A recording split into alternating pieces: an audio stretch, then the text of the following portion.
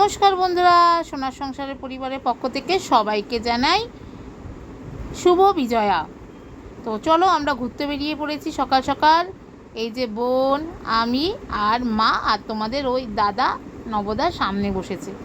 তো কোথায় যাচ্ছি সেটা দেখতে গেলে অবশ্যই চোখ রাখতে হবে সোনার সংসারে।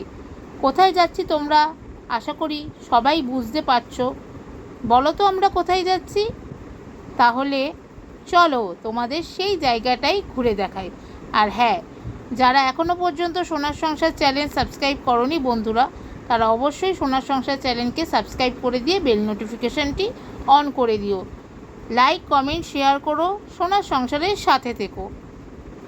তোমাদের ভালোবাসা, তোমাদের আশীর্বাদে, বড়দের আশীর্বাদে আমি সামনের দিকে এগিয়ে যাব। তো দেখতে পাচ্ছ কোথায় এসেছি? অবশ্যই চিনতে পারছো, আমরা চলে এসেছি দক্ষিণেশ্বরে। এটা স্কাই ওয়াক।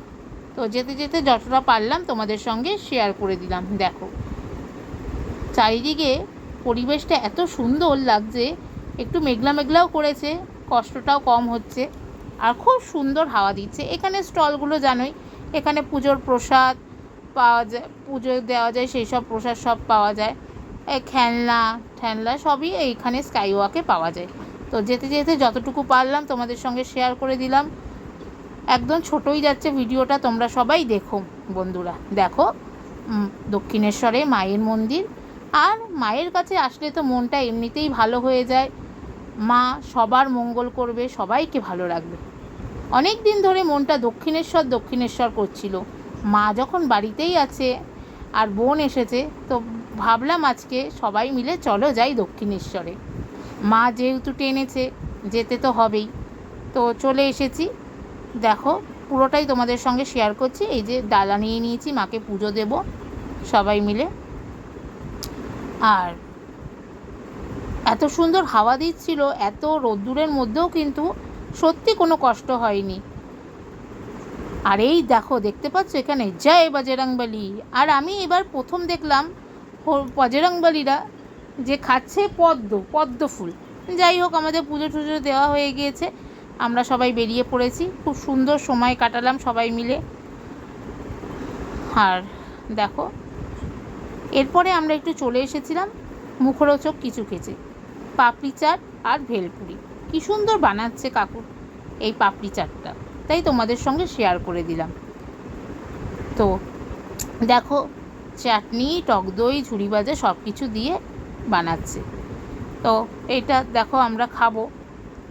আর এখানে একটু নারকেলও দিয়ে দিল, মশলা ধনে পাতা যেটা দেয় দিয়ে তৈরি হয়ে গেল পাপড়ি চাট। এই যে মা আর বোন পাপড়ি চাট খাচ্ছে, আর আমি নিয়ে নিয়েছিলাম হচ্ছে ভেলপুরি।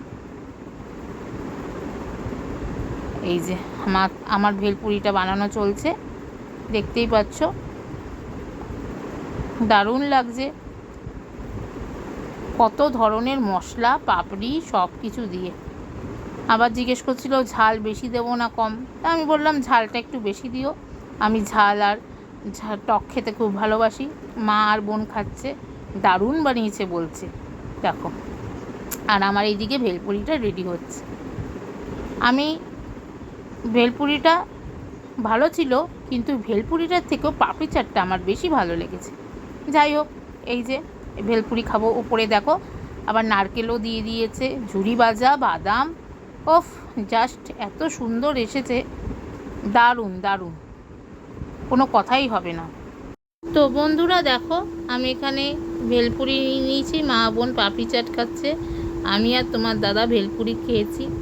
তো দেখো এত সুন্দর। তারপরে আমরা একটু চলে গেছিলাম বেলুড়ে।